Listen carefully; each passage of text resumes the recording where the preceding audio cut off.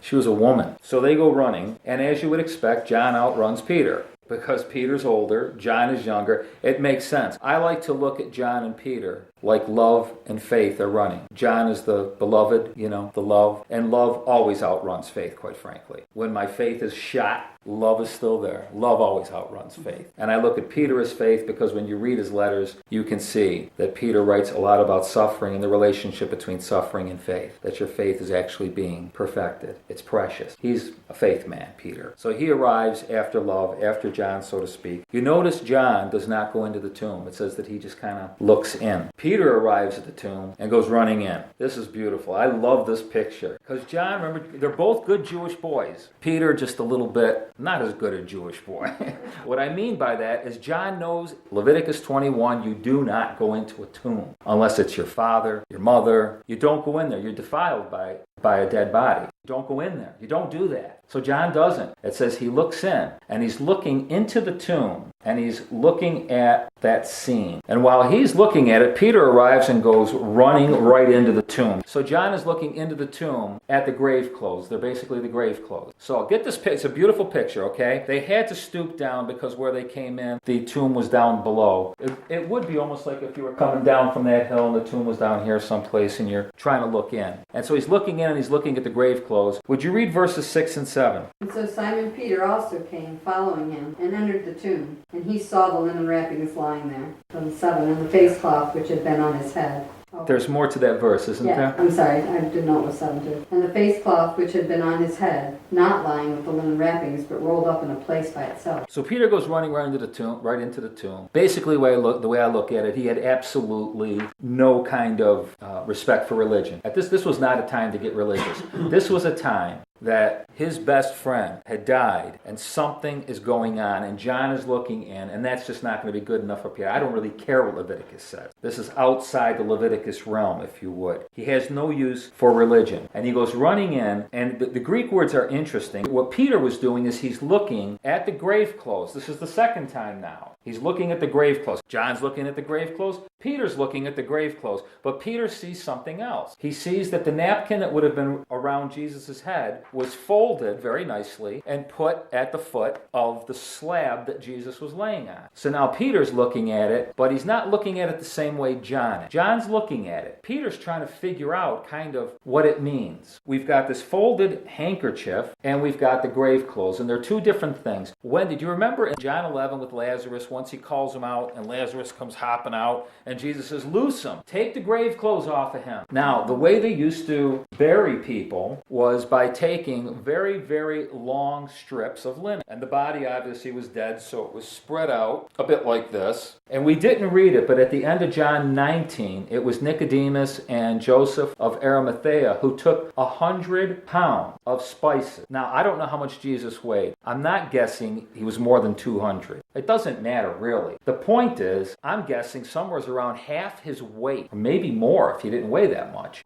were spices being applied. In other words, they took these strips, they wrapped the body up real tight, like that mummy style. They wrap them up, but they only wrapped them up to the neck. Then they would take a separate cloth and put it around the head. So eventually the entire body's wrapped up. But it's not all like, it's this part is the body, the other part is the head. So now they're looking into the tomb. One's looking in. Peter's actually in there. And John doesn't say what they're so fascinated by. But John is the first one to come along and spend so much time talking about the grave clothes. Matthew and Mark don't mention them at all. Luke mentions, saw the linen clothes. But that's it. And John, because Luke wasn't there, John is saying, but wait a minute, I was there. And you need to understand the impact of the grave clothes. Now we sit here, because we don't bury people this way, we sit here and we're just not quite, well, what is it with the grave clothes? Well, there's two things. Number one, if you were a Jew, when you were at dinner, if you were done with your meal, you threw the handkerchief down on your plate and you were done. If you were leaving the table and you were going to return, you would take your napkin as a sign and you would fold it very neatly and put it on the end of the table. Peter's looking and he's seeing the napkin folded, the handkerchief,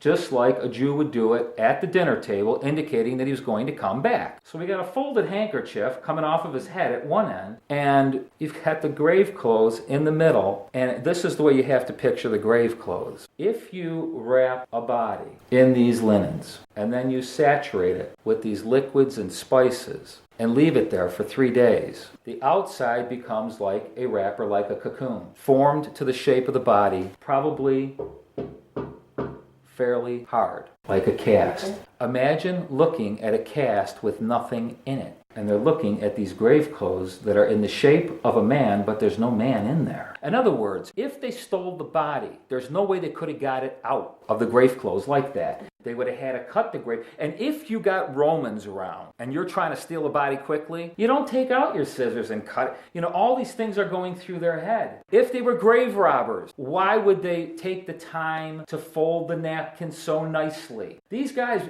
John and Peter, the wheels are turning over, and what they're actually seeing would alarm any of us. We'd be sitting there going, how the heck did he get out of those graves? And John's saying, remember, point one is this, by the way, for tonight. He was dead. John 19:34, he was dead. John said he was dead. I'm telling you, he was dead. I saw it. I was there. No breath. Head down. He was dead as a doornail. The guy comes along, zink in the side, water and blood comes out. There's no question to any of us in this room that Jesus was dead. Second point is, but he's alive, because he's not in those grave clothes, and the only way he could have got out of those grave clothes and left them in the condition they were is if he just kind of...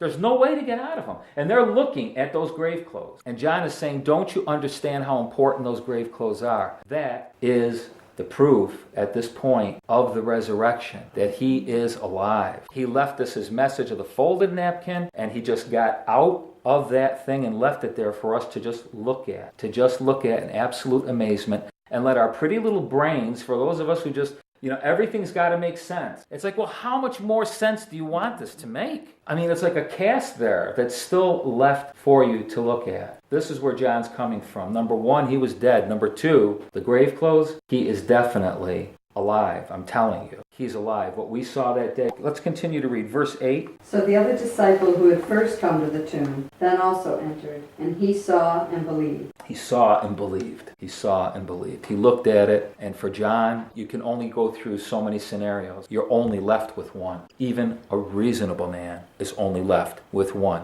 And anybody in this entire world, anybody that's ever lived, if they could have been in the tomb, and we weren't, none of us were, all we've got to go by is what John is telling us. I saw the grave clothes. I saw this phenomenon. I'm telling you, he was not there. He was gone. All that was left were the grave clothes and the handkerchief. And it says John believed. It doesn't say at that point Peter believed. This is John, which is not an issue. Would you read the last two verses, 9 and 10? For as yet they did not understand the scripture, that he must rise again from the dead. So the disciples went away again to their own homes. It doesn't really say they went to their own homes in terms of, that's what we wrote in English, because the Greek is hard to translate. The Greek actually pictures them going away. They went away from the tomb back to themselves. In other words, they were kind of going back where they came from. So the assumption is, well, they went back to their homes. But it doesn't really indicate they went back to their homes. They went back to where they were coming from. Where they were coming from, we're going to find out in a few minutes, was a room filled with fear. That's where they went back to. This is what we're going to find out. I said there were 4 points. I've actually mentioned the first 2 from John. John is emphatic at the cross that he was dead. I saw it with my own eyes. He was pierced. Blood and water came out. Number 2, I saw the grave clothes like a cocoon there. He's alive. Nobody came and got him. He got up and left. I saw the grave clothes.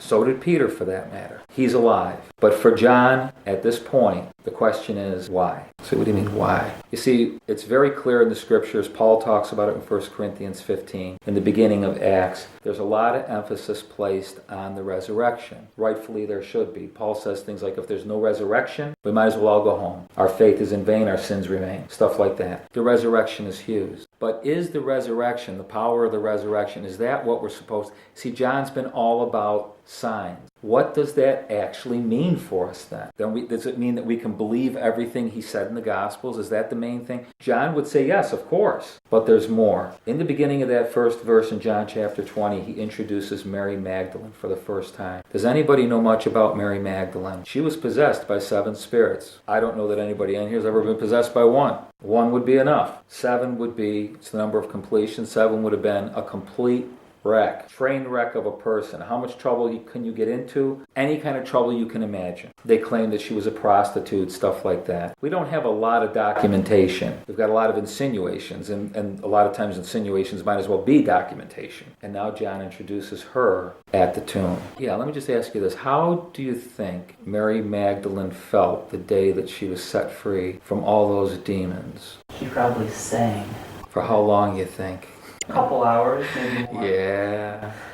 Freedom. You know how many people probably walked by this woman with 7 demons? You know what her reputation probably was on the street? I'm painting this picture because here you have Mary Magdalene, this wonderful woman who was ransacked by demons for her life, being set free, being loved, cared for, cherished, receiving this love and message from God. And in a 24-hour period, he's crucified. He's dead and gone. She's the one, I think, probably among many, many other people, but she's the one that comes to mind to me that probably thought, this is the only man I ever met that showed that I have value. No man ever gave me the slightest notion that I was worth anything. So John introduces her at the tomb.